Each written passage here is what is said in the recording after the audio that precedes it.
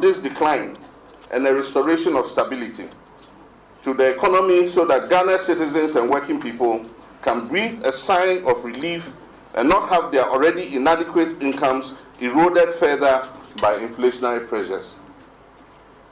In the last few years, I have been outlining policies that a future NDC government will implement, and the aim is to stop the steep decline in the economy, turn it around, and stabilize it.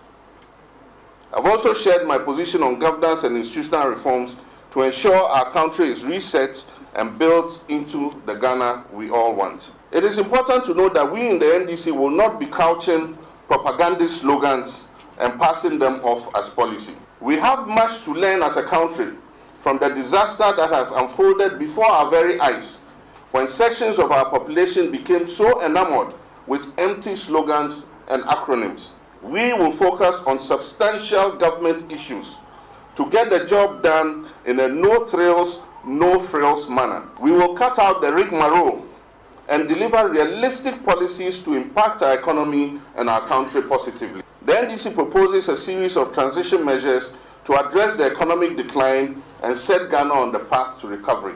These measures include reducing the public debt by placing a moratorium on non-concessional borrowing, actively seeking concessional financing and grants, and reviewing legislation to limit the non-core activities of some state-owned enterprises. Why must we reduce our debt obligations?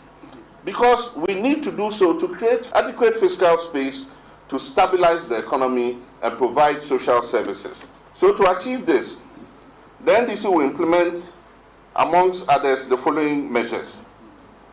1, as I said, place an immediate moratorium on all non-concessional borrowing.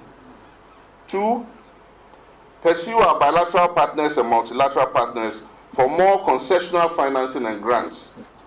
3, implement infrastructural projects that are self-financing and not a burden on the public debt. 4, limit the central bank's financing of government, as we did in 2016. Zero central bank financing of government. The country is actually standing at the edge of a cliff. Therefore, any move in the wrong direction could send the country down the cliff, and we may not survive the fall. Obviously, something went wrong in our economic management. That is why we are where we are today.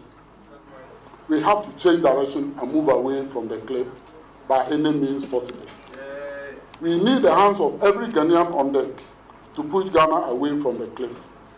We have no choice.